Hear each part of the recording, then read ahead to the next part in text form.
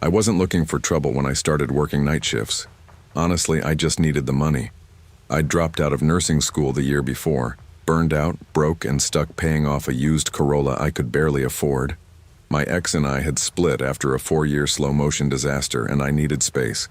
Terre Haute was as far as I could get on short notice, and my cousin had a spare room, so that was that. Taco Bell wasn't my dream job, but it was simple. The location on Copperleaf was tucked behind a few warehouses and an old rail fence. Easy to miss if you didn't know where to look. We were open late, sometimes all night, depending on staffing. I worked mostly weekends, usually the closing shift. The nights were quiet. A few drunk kids, sometimes a late trucker, but mostly just silence and the low hum of fryers. It suited me. By the time October rolled around, I'd been there about 6 months. I knew the routine. Lock the front by 1 a.m., clean up, close the drive-through window by 2 a.m., then finish restocking and clock out. Easy. That night, Sunday the 22nd, Jalen, the kid I usually worked with, left early. Said his stomach was acting up. He was always complaining about something, so I didn't think much of it. I told him to feel better, and he dipped out around 11:30. I didn't mind being alone. Actually, I kind of liked it. No one talking, no one breathing down your neck. Just me, the soda machines, and a playlist running on low through my phone. I even got ahead on dishes, which I never do. Around 1:30, I started shutting things down. I wiped the line, locked the front, and double-checked the safe in the office. Everything was normal until I heard the chime, the one at the front door, which was supposed to be locked. I looked up, thinking maybe I hadn't latched it right. But the lobby was empty, lights buzzing, nothing moving. I tested the handle, locked. It rattled me a little, but weird things happen on night shifts. Sensors get old. Wind plays tricks. I tried not to think about it, went back to wiping counters. Then the headset crackled. I almost dropped the headset when it buzzed in my ear. Static, loud, and sudden. I figured maybe someone had pulled up to the drive-thru, but when I checked the screen, there was no car, just a blank lot. Then I heard it. A man's voice, calm, almost casual. "You forgot to lock the back door." I stood still for a second, holding the side of the counter like it might help me make sense of what I just heard. That door, out by the dumpster, I hadn't touched it since I took trash out earlier. I meant to check it after Jalen left, but forgot. I peeked through the narrow window in the kitchen toward the back lot. Sure enough, there was a car parked way off to the side, headlights off. Old, beat up, blue sedan. I didn't recognize it. Engine still running though, it was faint, but you could hear it. That's when I started to feel it. Not fear exactly, but something heavier, like my body knew before my brain caught up. I looked around, half expecting someone to jump out of the freezer. Nothing. I thought about what Loretta said earlier that week. She's a regular, sweet older woman from a nearby care home. Has some memory issues. Sometimes she thinks Jalen's her son. She came in Thursday and said real quiet, "He came back." From behind the fryer. Jalen and I laughed. She says all kinds of things. But standing there, headset buzzing, lights flickering slightly, I wasn't laughing. The voice came back, "Third window." That's the small one on the side of the kitchen, the one no one uses. I turned and saw movement. A shadow. Could have been a reflection, but it felt real. Then, tap. One knock on the glass. I couldn't see a face, but someone was out there, just standing still. I locked the back door, fast, hands shaking. Didn't even grab a weapon, just ran to the office and shut the door behind me. I kept telling myself it was a prank, just some sick joke. But the voice wasn't laughing. The office smelled like burnt plastic and cleaning spray. I flipped the lock and dropped into the chair, my phone already out. First thing I did was check the cameras. We had an old security system, one of those cheap 6-camera setups that freezes half the time. But that night something was different. Every feed was frozen, same timestamp. 1:41 a.m. No movement. Just grainy images of empty rooms. On one screen, I saw the drive-through lane. On another, the back alley. On camera 3, there was a man standing behind the dumpster. Barefoot, pale, looking straight at the camera. I tried to reset the system, but it didn't respond. I don't know why I whispered when I said it, but I remember my own voice, soft and shaky. He's watching. I called 911. My fingers kept slipping on the screen. When the dispatcher answered, I nearly cried. Taco Bell on Copperleaf. There's someone outside. He got on the drive-through headset somehow. He said I left a door unlocked. I think he tried to get in. There was a pause. I remember it feeling too long. Officers are en route. Stay inside. Stay on the line with me. How long? I asked. They're about 11 minutes away. 11 minutes. I kept repeating it in my head like a countdown. I asked if they could see the location on GPS. She said yes. I asked if anyone else had reported a man outside. She said no. The whole time I kept staring at the monitor. The man behind the dumpster never moved. He was just there. Still. Then the screen flickered. For a split second it showed me, in the office, with someone behind me. I turned fast. No one there. Just shadows. But I swear I felt breath on my neck. I didn't leave the office until I saw flashing lights through the alley camera, 2 patrol cars rolling in slow with their high beams on. When I finally opened the door, the restaurant felt like a different building. Still cold, still lit, but off. Like the air had changed. The sedan was still running when the cops got there, but it was empty. No plates. The officer said it looked abandoned. They found footprints in the grease by the back door, barefoot like I'd seen. They did a sweep of the area, checked the dumpster, the fence line, even the roof. Nothing. One officer asked if we had any usable footage. I told him the cameras glitched. He didn't look surprised, said sometimes that happens with older systems. They took my statement, told me to call if I remembered anything else. Before they left, one of them, older guy, probably my dad's age, said something I haven't forgotten. You're lucky the door was still locked. That kind of guy probably wasn't looking to talk. I nodded, but I didn't say much. I didn't sleep when I got home. Couldn't. 3 days later, I called my manager and quit. Told her I'd come in to sign the paperwork later, but I never did. I couldn't go back. Not to the smell of fryer oil, not to that headset. I kept it, though, threw it in my nightstand drawer. Not sure why. It's been about 6 months since it happened. I'm working days now at a bookstore. Nothing fancy, but it's quiet in a better way. Safer. I don't tell a lot of people about that night. When I do, I downplay it. Make it sound weird, but not serious. Not dangerous. But the truth is, it changed something in me. I double-check every door. I sleep with a light on. I can't stand static on the TV, the radio. Even white noise makes my skin crawl now.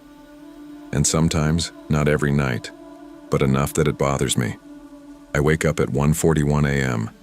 Just awake. No sound, no dreams, just a feeling like something's near. Once, just once, I heard the old headset crackle from my drawer. No one was on it. Of course not, but I still check the doors. Lock your doors. Trust your gut.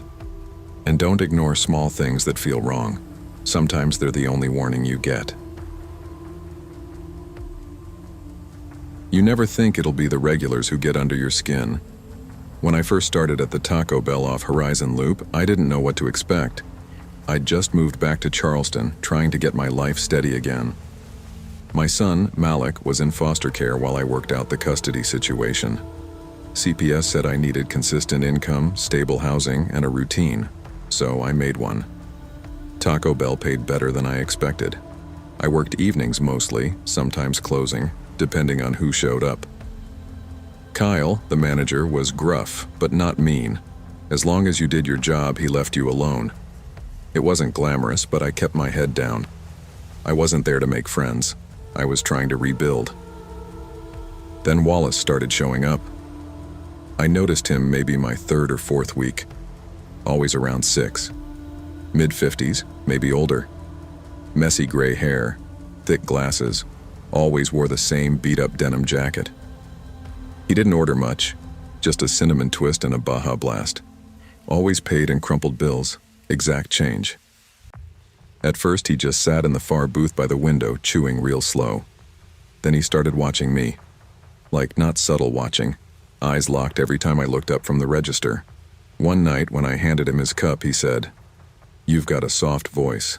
I like women who stay quiet." I laughed it off because that's what you do. I've worked food service before. You smile, nod, move on. But inside, it stuck. Kyle noticed. He asked me if I was good and I told him yeah. I was lying. It got worse from there. Wallace didn't stop. He didn't exactly escalate right away either. He just hovered. Always polite, but always too close. One time I caught him sniffing near the condiments. Not like a normal person, just standing there, breathing real slow. Then he started talking to Brianna. Bree was 17, still in high school, bright, quick on the register, and way too trusting. She didn't think anything of Wallace until one night he followed her toward the mop sink just past the walk-in. She said he asked if she lived nearby. When she told him to back off, he laughed and said, "I know when closing time is." She came out looking shaken. I asked her what happened and she tried to brush it off, but I didn't. I marched right to the dining area and told Wallace he needed to leave. Loud. Clear. I think I said something like, "You don't talk to my staff like that. You're done here." He didn't yell. He just smirked. Walked out slow, dragging his fingers along the glass on the way out. Left fingerprints for days. Kyle backed me up, told Wallace he was banned. Said if he came back, he'd call the cops. We didn't see him again. That night, Kyle gave me a ride home. I didn't ask. He just offered. I didn't sleep well, though. Neither did Bree. She quit the next week. I came in late on the following Thursday, February 1st. I remember because I had to pick up a late grocery order and was already feeling behind. It was just after 6 when the city cop walked in. Young guy, looked barely old enough to shave. I rang him up. 2 tacos, no lettuce. And while I was grabbing his Baja Blast, he said, "You work here a lot, right?" I said, "Yeah, evenings mostly." "You know a guy named Wallace Tripp?" I didn't answer right away, just froze with the drink half full. "We found him, dead in his trailer off Reedsville Road. Neighbors reported a smell. Guess he'd been gone a while." I asked how. "Choked on reheated beef stew. Alone. Cats got to him." I didn't know what to say. My stomach turned. Not because I felt bad, but because something about the way he said it, so casual, made it worse. The cop thanked me, took his food, and left. Just like that. I stood there for a while, still holding the soda lid in my hand. When I finally got home that night, I couldn't stop picturing Wallace in that booth, chewing. Always chewing slow. And those cats. Jesus. Life went on. No one at work brought Wallace up. Not really. Maybe Kyle mentioned it once in passing. But we all moved like people do after something weird happens. Quiet, pretending it didn't get to us. But it did. I started keeping my pepper spray on me all the time. Slipped it in my apron during every shift. I started closing with my back to the wall, making sure I could see every corner of the store. Taking the trash out became the worst part. The dumpsters sat in this little fenced spot behind the store past a thin row of trees. At night, that area gets dark. No lights, no cameras. The first time I saw him, I thought it was a trick of the shadows. Just a shape, low to the ground, moving behind the tree line. It wasn't clear, but it was enough to stop me cold. I told myself it was an animal. A dog, maybe. A raccoon. But then I saw it again. A week later. Same spot. Same hunched figure. Chewing. I didn't check again after that. I take the trash out early now, before dark if I can help it. I told Kyle I won't do it alone anymore. He didn't argue. I think he's seen it too. I still work there. Taco Bell's not glamorous, but it's a paycheck. I'm almost through my court case for Malik, and I've got a 2-bedroom lined up for next month. I keep my head down. But every now and then, during slow hours, especially right around 6, I glance at the booth in the corner. The one by the window. No one sits there much anymore. Once, last week, I was sweeping near the soda machine when I heard a whisper. Not a word, just breath. It could have been the air system kicking in, or maybe someone walking past the glass outside. But I didn't turn around. I don't need to. Wallace is gone. I know that. But sometimes things don't leave all the way. Trust your instincts. Silence isn't always safety, and just because someone disappears doesn't mean they're gone. I was the dependable one at Taco Bell. 20 years old, pre-nursing student at Yavapai College, trying to juggle rent, textbooks, and a part-time job. Some evenings I'd prep orders humming softly, a distraction against the late-night silence. I liked the normalcy of grease stains and the hum of fryers. I liked knowing exactly what would happen. That Thursday, November 9th, started like any other. My shift started at 5 p.m., and by 9, the after-school rush was settling into the routine hush of evening drive-through business. Kyle, my shift lead, was in a mood. He'd been snappy all night. He slid a phone and insulated bag in front of me and said, "Delivery came through. Unusual, but it's prepaid. Basement entrance, you good?" I looked at the app. It listed 147 Milner Lane and added, "Basement delivery. Knock 3 times. Leave bag." That felt weird. Taco Bell didn't do deliveries from our location. We were in Prescott's small college town streak. Deliveries were rare. It smelled off. But Kyle tried to reassure me. "Probably someone who hates the cold," he said. I swallowed a lump. I didn't have a car. I used my gas money to keep textbooks paid. Kyle offered me a ride for part of it, and we agreed I'd handle it. I know now he only said that to feel better. He didn't expect me to go. But I did.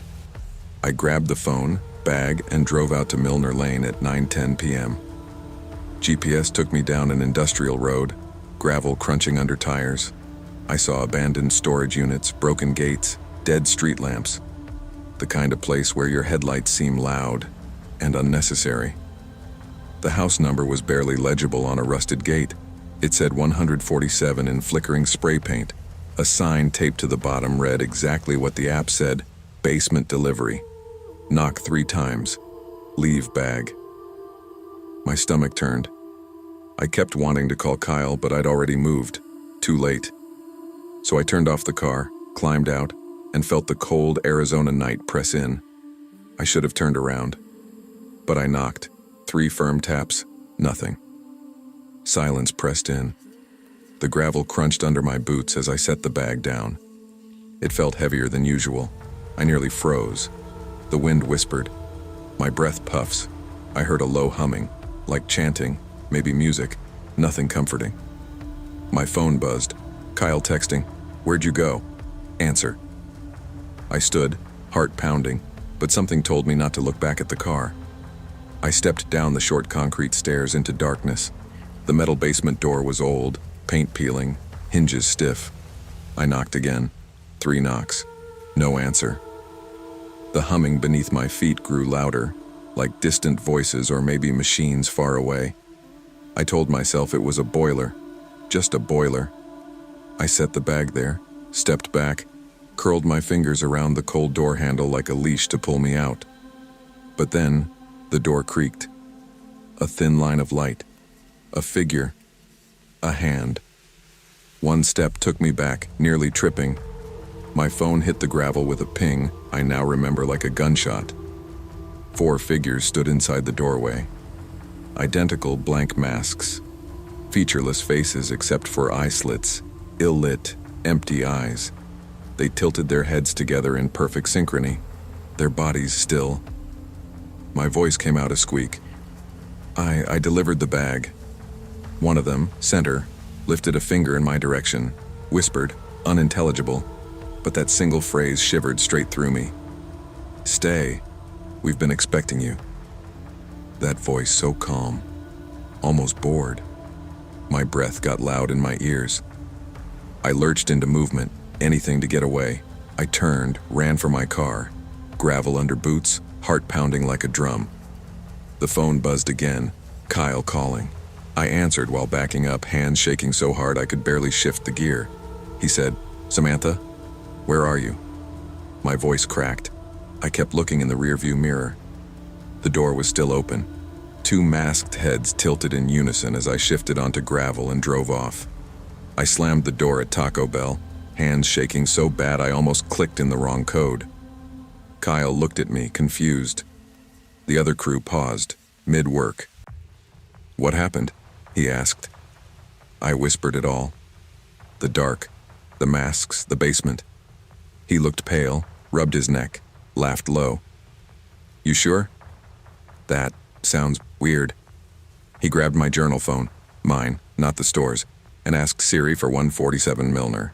No address, no listing, no basement. He shrugged. "Maybe somebody pranked you." I stared at him. "Kyle, the masks, they said my name." He swallowed, tapped his foot, reached for his keys. "Let me drive you back." I shook my head. "I don't want to." That was it shame? Fear? I couldn't say. I asked him to watch the store, just for a minute, and I rushed to my car and left again. Pulled the bag from its bag, threw it in a back corner of a shed behind the store before any more questions. Kyle acted like it didn't happen, busy being busy. People clocked in, burgers sizzled, orders came through. I didn't return to the delivery app after that night. I blocked it. I changed my number. I transferred courses out of Prescott campus to Flagstaff. Needed distance. Kyle said he was sorry, said he felt like a jerk. I nodded, didn't say more. Weeks passed. I started the new semester, got a weekend job at a clinic. It was quieter, safer, or so I thought. But sometimes Craigslist pops up job postings from the same address. Late night help needed, Milner Lane. No company name, no phone. Late hours, basement deliverer. They want human-to-human intake. My fingers hover, then swipe away. It's like they're testing Windows, looking for someone who'll show up again. And once, late at night, I saw a shadow appear in my bedroom window.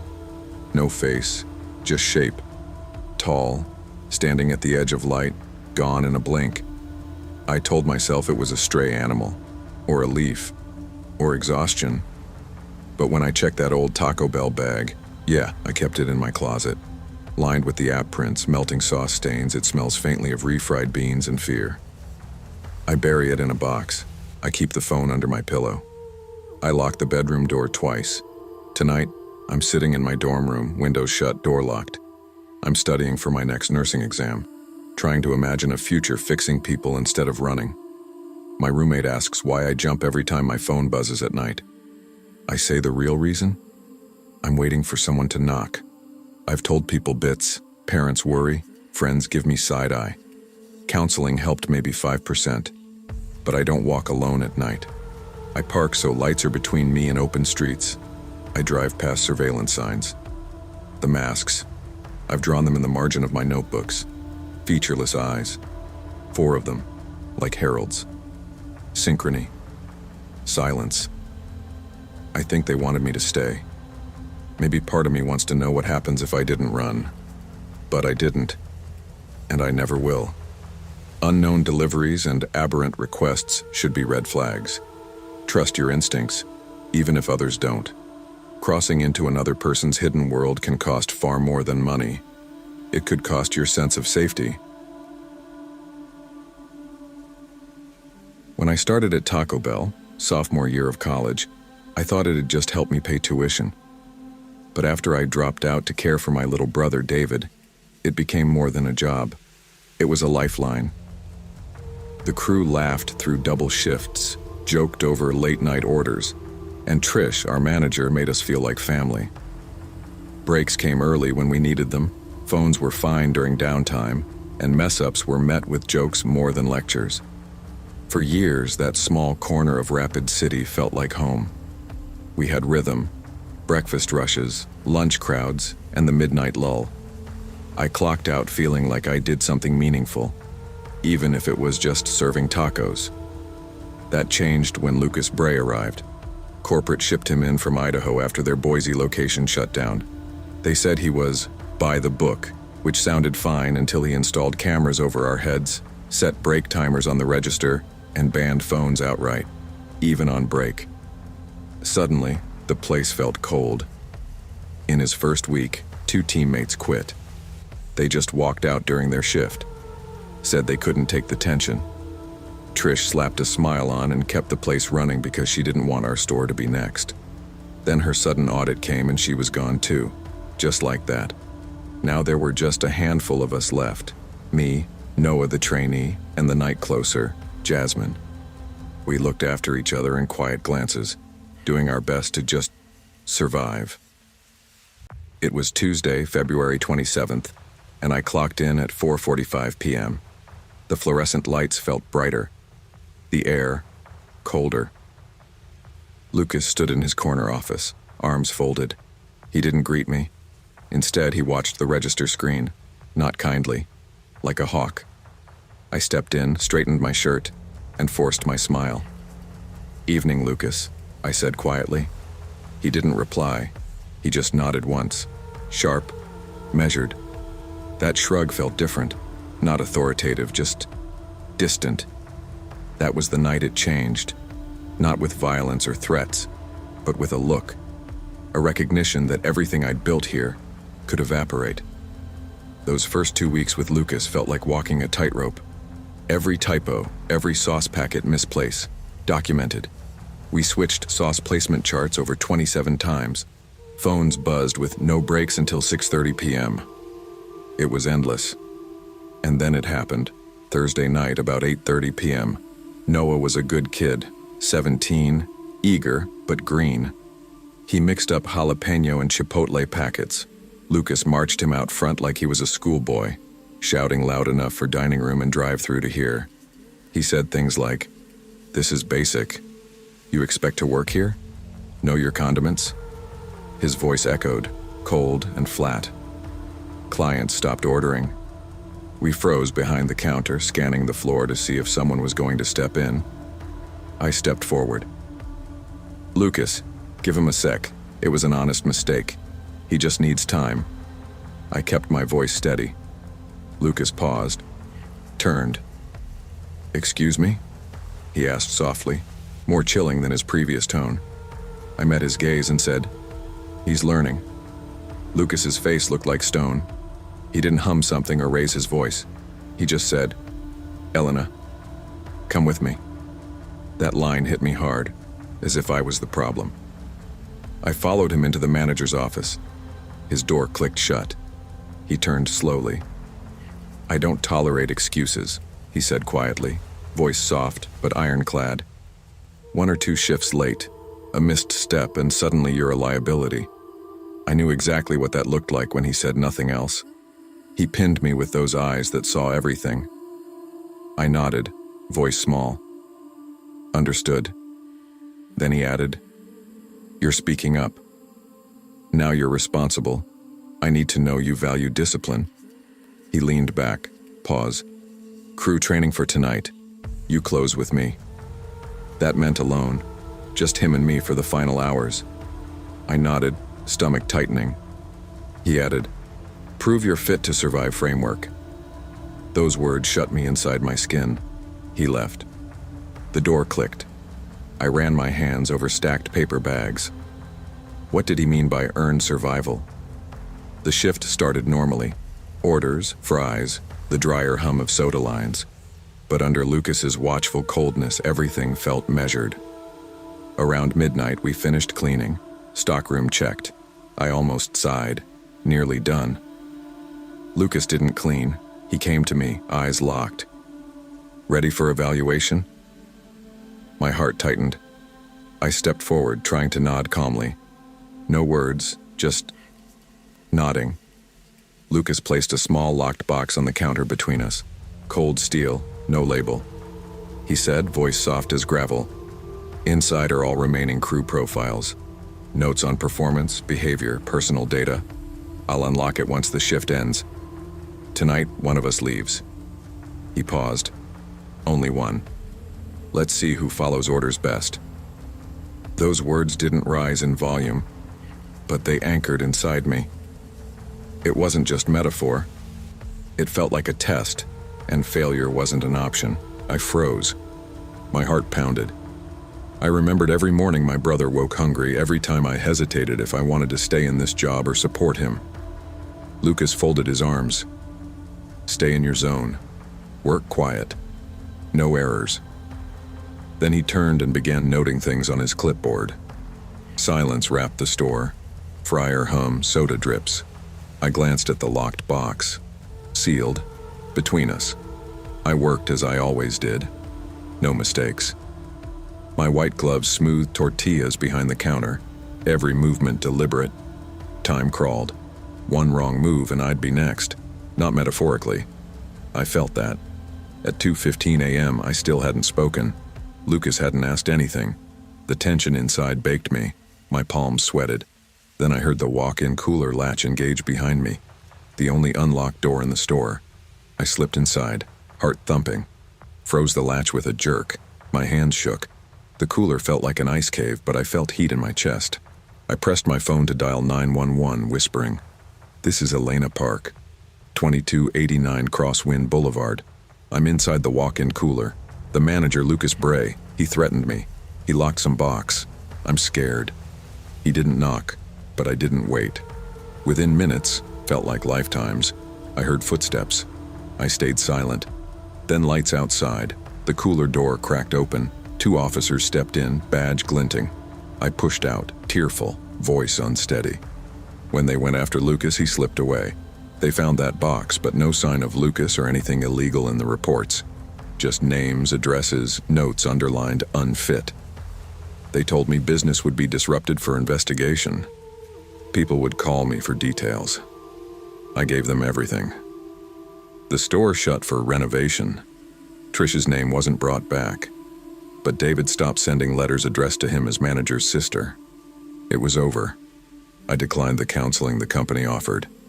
Instead, I went with David to the clinic I work at now. Meals included, nights mostly behind the desk, not the line. I never touch food service again. Lights flicker sometimes at home. It puts me on edge. At night, I remember the box, his words. "Only one of us needs to leave tonight." What he meant, I don't know. Maybe he was insane. Maybe he'd done this before. I'll never really know. But I do know one thing. Survival isn't about being first or strongest. Sometimes it's about running at the right moment. Don't mistake quiet compliance for safety. Trust your instincts when authority becomes threatening. Sometimes the bravest thing is to walk away. I wasn't supposed to end up in fast food again. I'd spent nearly 6 years loading pallets in a warehouse off I-10, working toward full-time with benefits. Then the layoffs hit. They handed me a paper check, and a firm handshake like that made rent any less real. I applied to everything: security guard, inventory, delivery driver, but no one was calling me back. Taco Bell, of all places, was the first to say yes. Graveyard shift, 9 p.m. to 5:30 a.m. Not glamorous, but it was money. And after 3 weeks of ramen and bills stacked like Jenga, I took what I could get. The store was on West Tidwell, tucked between a payday loan office and a busted Family Dollar. Shifts were quiet. Most nights it was just me and the assistant manager, Donald. Early 40s, average build, always wore black non-slip shoes and kept a pocket comb in his apron. Not much of a talker. Not warm, but not mean either. Just off. His eyes didn't smile when his mouth did. Always watching, always calculating. On my first night, he gave me the tour. Grill, cooler, mop sink, office. When we reached the last door, he stopped and said it low, like a warning. "Don't open the manager's office, not unless I tell you to." I blinked. "You mean like, ever?" "That door stays closed for a reason," he said, tapping it once with his knuckle. "You follow that, and we'll get along fine." I thought maybe it was a weird corporate thing. Maybe inventory or personal records. Maybe Donald was just power tripping. Either way, I didn't ask questions. I needed this job. But after a few shifts, I started noticing the pattern. Every night around 11:30, Donald would slip into the office with a small dented metal case. He'd stay in there exactly 12 to 15 minutes. No phone, no radio. Just silence. Then he'd re-emerge, face wiped clean, and resume stocking or punching orders like nothing happened. I told myself it wasn't my business. I kept my head down, scrubbed the grill, and counted the hours. But some things you can't unhear or unfeel. And that office door? It started whispering in my gut. It started on a Tuesday, one of those dead nights with no customers after 10. Rain was coming down hard, streaking the drive-through window and rattling the trash bins out back. Donald was in the office, door shut as usual. I was reloading the sauce bins when I heard it, something soft, like a cough, muffled. I stopped, sauces still in hand. It came again, not a cough this time. A voice, low, feminine, strained. "Help me." I froze, looked toward the back, then toward the office. Could have been the ice machine, I told myself, or water lines. Pipes always made weird sounds in this old place. I walked closer, pressed my ear gently to the door. "Help me, please. I want to go home." My stomach dropped. The voice was real, not imagined, not mechanical. I backed up fast, bumping into the dry stock shelf behind me. My hands were slick with sweat, even in the AC. When Donald came out 5 minutes later, he looked exactly the same. Calm, hair still combed, apron straight. I tried to keep my voice even. "Hey, everything okay in there?" He blinked, slow. "Why?" I thought I heard something. Like a voice." He smiled thinly. "Plumbing. This place is old." Then he clapped me on the shoulder, harder than necessary. "Mop the lobby before close." That was it. No explanation. Just that weird, forced calm again. Like I was supposed to accept it and move on. That night I had dreams. Cold, concrete rooms, breathing behind walls, a hand pounding once, then nothing. When I woke up the next day, I told myself to grow up. There was no basement dungeon, no kidnapped person. It was just stress, overwork, paranoia. Right? By the end of the week, I was on edge every shift. Even small things felt off. The register would glitch. The fryer oil smelled burnt even after changing. And Donald, he was watching me more now. Less small talk, more silence. Always one eye on me. Thursday, he said he had a migraine, handed me the closing checklist and left early. I was alone.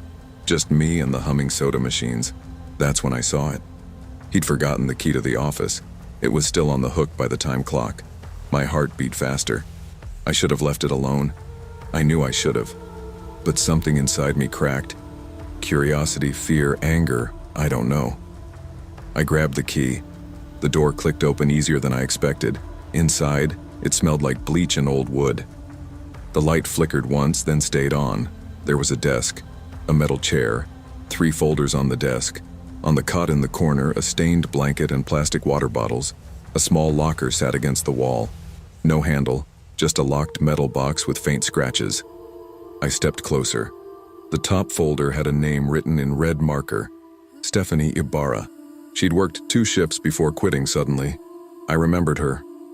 Quiet girl. Shook a lot. Said Donald creeped her out. The second folder. Nathan Choi. Quit after 1 night. The third folder had my name. Inside were notes. Quiet. Follows instructions. Hesitation under pressure. Watch for non-compliance. My throat tightened. Suddenly all the store lights went out. Pitch black. Then the emergency light above the fry station buzzed on dimly. And then I heard it. The sound of the back door creaking open. I ran. Not back to the front. Not toward the office. I sprinted to the drive-through window, shoved it open, and climbed through, landing hard on the wet pavement outside. I didn't stop. I ran 2 blocks to the Shell station on the corner, nearly slipping in the rain. My breath was ragged. My heart felt like it was breaking my ribs. Inside, I slammed the door and yelled for the clerk to call 911. The cops came quick, maybe 5 minutes. I told them everything. They looked at me like I was either crazy or traumatized. Maybe both. When they entered the store, I waited outside in the rain, hugging myself. Eventually, the lead officer came back. "There's nothing in that office, sir. Just cleaning supplies, a desk." "What about the box?" He raised an eyebrow. "What box?" They didn't find the folders. No box, no cot, no bleach smell. Not even Donald. His car was gone. So were his keys. It was like he'd never been there at all. I quit the next morning. Didn't ask for my last check. Didn't call HR. I blocked the scheduling number. I even deleted the store from Google Maps on my phone so I'd never see it pop up again. I found work eventually. Janitorial at a hospital. Night shifts, still. But there are cameras everywhere, and I'm never alone. That matters now. Sometimes I catch myself flinching when I pass a Taco Bell. Not even consciously, just this quiet anxiety crawling up my spine, like I'll look through the window and see him, Donald, standing at the register, fresh uniform, smiling like nothing happened, like I failed a test, like he's still out there, waiting for the next one. Curiosity without caution can cost you more than you expect. Sometimes the best decision isn't about knowing why. It's about knowing when to walk away. Not every locked door needs opening, and not every manager is who they say they are. I got the job at Taco Bell because I had nowhere else to go. Summer of '97, I was just 19, fresh off year 1 at Ohio Valley Community College. My dad couldn't stand having me back under his roof. "Bedrooms off limits," he said. So I rented a tiny attic studio in Wellington Ridge and took whatever night work I could find. Taco Bell was the only place hiring someone with no experience and no car. It was a tired old building sitting between a liquor store and a boarded-up laundromat in a dying strip mall. Lights flickered sometimes, and the AC rattled louder than the traffic on Hamilton Road. Most of the crew didn't stick around for small talk. We had our routines, our stations, our polite hellos. And the nights, they were quiet enough to think, hum along while cleaning fryers and study my textbooks in the refrigerator room. I liked it, even when the place felt off, really off, like I was trespassing in someone else's memory every time I slipped behind the counter. There was this small, windowless storage closet next to the fryer station. Nobody used it. Never had. But every time I passed, I got that prickle, like someone was watching me through the ventilation slats. No fan, just a vent with dust. Just me, the hum of grease drains, and that sense of eyes tracking me. My shift lead Dan was good enough. Quiet guy, maybe 25. He once laughed off my complaining about the closet. He told me I was breathing too much fryer smoke.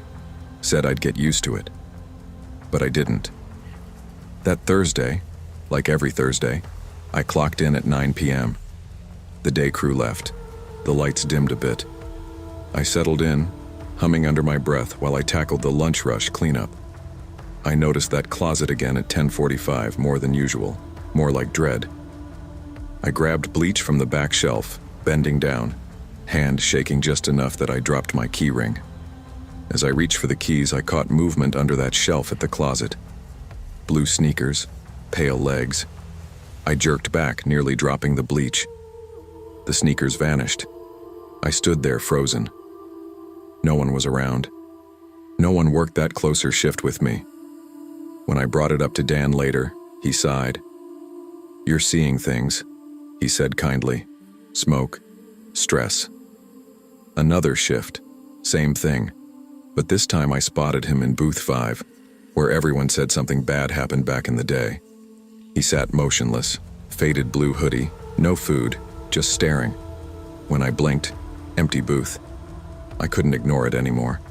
I cornered Dan over mop buckets. Finally, he sighed. This place used to be a diner. In the 80s, Booth 5, robbery, guy named Derek shot dead. Nobody talks about it. It fit. But when he told me, I felt the cold climb up my spine. I stopped humming. After that, I started noticing more. Once, under one of the stainless steel fry covers, it flashed, a hoodie in the reflection, not me. Once, in the women's restroom mirror, I grabbed the door handle, glanced up, saw him behind me. Just 1 second, hoodie edge, motionless. Then nothing. I tried to chalk it up to mistakes, to flickers, to nerves. Every night I cleaned harder, scrubbed more. I double-checked the closet vent. But still, that feeling. I drank more coffee, checked my reflection, left the light on in my studio room at night, studied by that light, library quiet on Hamilton Road. Still, I showed up. Not brave, just too tired to worry. $10 an hour wasn't much, but it meant rent.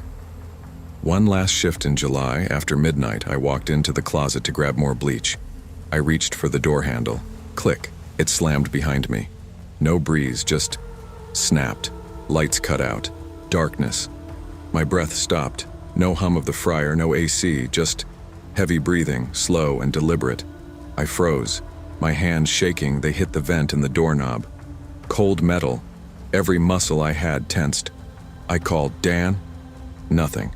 Just the breathing. The door swung open. In that second, it felt like forever. I just ran. I left my keys on the counter, didn't pick them up. I didn't go back. I ignored the calls for my last paycheck. I left books behind. I ran. At 45, married, living hundreds of miles away, I still won't eat Taco Bell, especially if I'm near Wellington Ridge. They kept the booth, kept the memory. Still open, still quiet. Sometimes I drive by on road trips. I stop the car at night. I stare in. I imagine him in the corner, hoodie up, pale shoes resting, waiting. Trust your instincts, even in the quiet. Some places keep their histories like ghosts, and if something feels watchful, just leave. When I first took the night shift at Taco Bell, I didn't think much of it. I dropped out of nursing school a year before, moved back home after my mom passed, and needed steady cash for car payments and, honestly, therapy sessions. Nights worked, fewer people, fewer messes, and always a quiet hum from the drive-through headset that grounded me. By the time I hit 7 months, I had a routine. Arrive at 10:30 p.m., clock in, load the sauces, then prep the kitchen for the midnight rush, or lack thereof. County Line Road was quiet after dark. Across from us, an empty vape shop and a boarded-up church that creaked when the wind blew. It was the kind of place that felt abandoned even when it was full. That Sunday, Kelsey, new kid, was scheduled but left early. I thought she had food poisoning. Around 12:30, I was mopping near the back line, headphones in, half singing to keep my head clear. The headset snapped to life, static, no order beep, just hiss. I froze. That only happened if a car rolled up hard on the sensor, but the camera feed showed empty asphalt. I got my phone, camera up, and checked through the monitor. No car, just the empty drive-through under flickering lights. I almost dismissed it as an electronics glitch. I was about to turn back to mopping when it sounded again. Open the back door. Flat, calm, deep male voice. My legs skittered. I sprinted to the back door. It was locked. I turned the key, triple-checked it. Then, shaking, ran to the office and dialed 911. The dial tone was steady in my ear when I heard it. Bang. Then a louder smash. Ice rattled in the cooler. The drive-through window shattered inward. Shards spun under the harsh fluorescent lights like 1,000 tiny stars. I dropped to my knees outside the office, whispering to 911. They broke the window. My voice trembled. I could see movement, a dark shape clambering through broken glass, helpless plastic stirring in the draft. It was him. A man, mid-30s maybe, eyes wide, face covered in dark smears, mud or worse, just wild. He looked injured, bleeding from the leg, dragging a makeshift crowbar. He was heading straight at me. I froze, phone still pressed to my ear. He cornered me between the soda pump and the walk-in, breathing heavily. Phone, wallet, keys, he almost snarled. His words tripped over themselves. I handed them, voice cracking. He pulled out thin zip ties from behind the register. Before I fully registered it, my hands were bound, fingers raw. One lie, 1 second of panic could be my last. I tried to steady my voice for the 911 dispatcher. He took the store keys, left in my car. The world felt surreal as he limped away, crown bar tapping on broken glass. My legs wobbled. Once the door slammed behind him, I crawled toward the walk-in, dragging myself inside. I collapsed against boxes of tortillas and old stock. The cold hit me, but it felt better than the heat of fear under fluorescent lights. My cell phone slipped from my sleeve. I used my knee to nudge boxes until my boot hit a panic alarm button by the cooler. The ticket line buzzed and flashed. I covered my mouth, afraid it'd draw him back, but the buzzer was my lifeline. Minutes dragged, but I heard sirens in the distance. I collapsed against the wall, sobbing. When footprints clattered behind the cooler door, I thought it was him returning. A police officer stepped in, flashlight shaking. I recognized the badge. Salvation. They unzipped my ties, gave me a blanket, and led me to an ambulance for concussion checks and shaken-up vitals. I told them everything. The static voice, the smash, the zip ties, my car disappearing. Detectives came in the next morning. They said he'd escaped from the halfway house a few hours before, walked past a gas station, and robbed our Taco Bell to get away. They found my car abandoned 2 miles off County Line Road. The guy got arrested the next day after a tip. Corporate issued me a check for missing shifts and therapy assistance. They didn't make me come back. I quit that day. I didn't return to pick up my last paycheck. I couldn't. I haven't worked a night shift since. I drive past Taco Bells all the time, and my stomach knots when I see them at midnight. I check the rearview mirror in parking lots, always, always. It wasn't just the break-in. It was the voice over the headset, the calm command. It meant someone was lying in wait, biding time. I carry pepper spray in my purse now, even during daylight. I wear a personal alarm. I sleep with a light on. But you can't erase the memory of footsteps on broken glass, or the feeling of being stuck in the cold, helpless, and bound. That Sunday at 12:55 a.m., the line between safety and terror felt microscopic. And that's a truth I carry with me every night. Trust your instincts and prepare for the unthinkable. Even in quiet places, danger can break in, literal or metaphorical. And when fear takes hold, survival means acting fast. My third week at the Taco Bell off Edison Plaza felt routine, grimy, fluorescent lit, and nearly empty. Most businesses there had shut down long ago. A 24-hour laundromat clanked next door, and across the lot a pawn shop sat dark, locked, and desolate. Trains rumbled every 15 minutes behind us, rattling the cracked parking lot. I worked the closing shift alone because I needed the hours for rent and gas. My shift lead, Marisol, got called home unexpectedly, so I found myself in charge at 11:45 p.m. I double-checked the registers, restocked napkins, and mentally made the locked doors at 2 a.m. checklist. At 1 a.m., I took out the trash. Fresh Indiana air felt good after hours under flickering lights.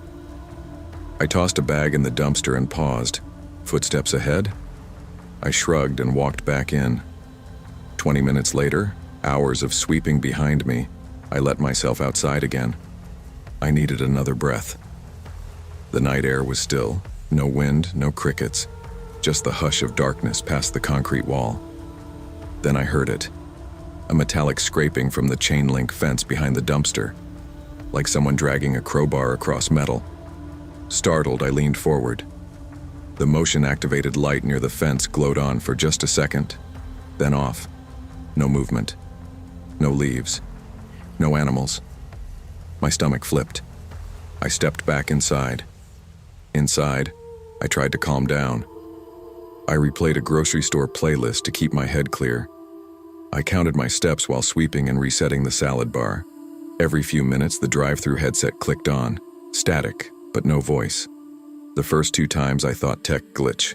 But after the third ping, I noticed all the cameras had briefly cut out. Screens flickered, then returned with a slight delay. Nothing official on the logs, just visual blackout. I felt watched, like the camera feed wasn't malfunctioning by accident. Unease curled in the base of my skull. 10 minutes passed, and I grabbed my phone to check the time. I glanced at the backdoor camera on my screen and saw nothing, but the lights along the loading dock flickered again. My heart jumped. I brushed it off as a power surge. Still, I wouldn't go back outside for another round of trash or cigarette. I headed into the walk-in freezer to get extra napkins. The cold hit hard, and I shivered despite my jacket. As I checked the backdoor camera again on the wall monitor, I noticed muddy footprints leading in from the outside door, straight to the walk-in. But our alarm should have gone off. Deadbolt, latch, beep. It rang every time the door opened. I hesitated. Could I be imagining it? I wiped the lens and took another look. The prints were real, slushy mud, size 8 or 9. My chest tightened. I locked myself in the manager's office, told myself I wasn't losing it, and dialed 911. I watched every screen in that office, drive-through, lobby, cooler door, loading dock. My hands shook as I fumbled with the headset mic. Minutes later, the loading dock camera picked up movement. A figure crouched low behind the dumpster, staring at the camera. No hoodie, no face, just the silhouette. I watched it shift position, always staring. The feed went fuzzy again, got static, then it disappeared. Then I heard sirens. I felt a jolt of relief. I whispered to them, "It's a person. They're out there." Within 3 minutes, 2 patrol cars screeched in. Lights flashed near the dumpster. I watched in the monitor as they found the circuit box, tampered with, wires loose and sparkly. When the officers escorted me outside, the figure was gone. No footprints, no body. Just the damp lot and my racing heart. They never caught anyone. For all I know, whoever it was drove off behind the laundromat. Corporately, I was offered another shift, or told I could transfer, but I politely declined. I called to say thanks, but no thanks. Now I haven't worked a night shift since. I refuse to step outside after dark, especially alone. When I pull into parking lots, I wait for lights to come on before I exit. I've started using smart light bulbs in my house, even though I live alone. I don't let my phone out of sight, and I check the hallway mirror for flares of movement. Unease is a signal, not an illusion. Don't dismiss muddy shoes, flickering lights, or static on a headset. Light flickers may dim fear, but your instincts don't lie. I never meant to work nights. I started as a waitress at Taco Bell because my roommate moved out and rent doubled overnight. I split the place with my cat, Pepper, and balanced shifts with online college courses, on top of a messy breakup that left me exhausted.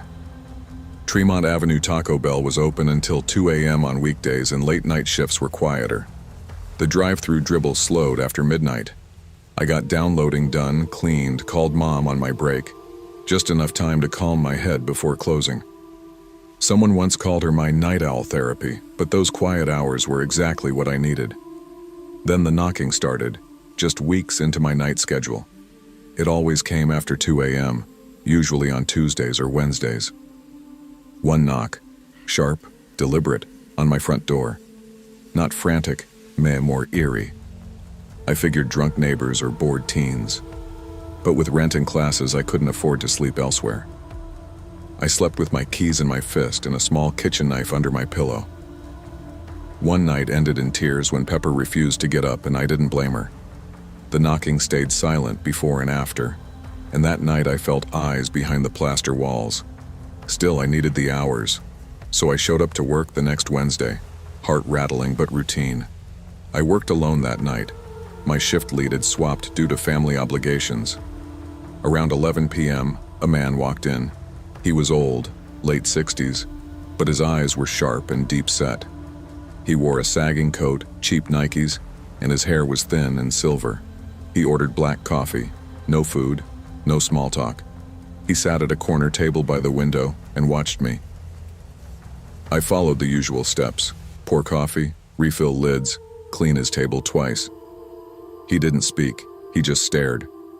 When he left, I cleaned the table and tossed away a receipt. About 15 minutes later, I noticed something. One receipt folded into the drink sleeve holder.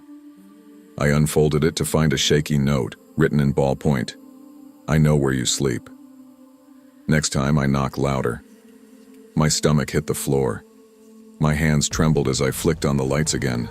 The cleaning area suddenly felt suffocating. I called my manager, but he downplayed it as a joke. "Probably a drunk. Don't worry," he said. The police took a report but didn't promise much. My heart clocked around 90 beats per minute every time the drive-thru lit up with empty cars. That night I didn't go home. I stayed with my sister across town. I slept with the lights on and her dog's big head on the pillow close to mine. 2 weeks passed. No knocks, no notes. I thought it might have been a one-off creep show. One afternoon, Mel, my coworker and friend, came by after her shift. We walked to her car past my trunk in the dim lot. She said casually, "Hey, did you know that guy's been leaning against your car just standing there?" She mimed a man in a hoodie with hands in his pockets. I looked. I saw no one. But inside I felt cold. We hopped in and she drove off, but she dropped me after a block so I wouldn't walk. I told her it was silly, but she insisted she saw someone. Then later that night, driving home, I saw 2 cars tailing me down the empty streets. They honked randomly, swerved, backed off. I flashed the spotlight on my dash cam, nearly dialed 911 on one red light, but they pulled into a lot and stopped. After that, they followed once more, then vanished. I got home safe. I locked everything. I slid a chair under the doorknob and texted Mel to say I might move in with her soon. Sleep was a joke after that night. I barely slept a wink. My heart jumped at every passing siren or car door. And then, just after midnight, I heard a knock. Slow, methodical, on my front door. I froze in the unfamiliar dark of my apartment. I crept toward the bedroom door, phone clenched tight. With squeaky wood under my sock, I slid into the hallway with pepper spray hidden under my pajamas. I whispered to the 911 operator, "Someone's at my door again. It's happening." "Stay calm," she said. "I'm sending officers." My phone glowed on the floor. The knock didn't repeat, just one loud bang. Then, nothing. Guest? Trespasser? I could hear my cat mewling in the distance. When the officers arrived, they found no sign of anyone outside. No footprints on the porch, no fingerprints on the lock, no tools or notes. The door had been locked solid. No receipt this time, but slid under the door was a folded piece of paper with a single eye drawn in black ink. My hands were shaking so badly the officer collected it with gloves. No words, just the eye. I called my cousin the next morning. I moved out that afternoon, packed up rent-free in Fargo. A few months have passed. I put curtains up along the basement window at my mom's place. My cat settled in, and I'm working day shifts at a diner across the highway. I still check my car mirror every block. If I see flickering headlights, I tense up. And if a receipt flutters in the wind under my wiper, I don't touch it. I drive off.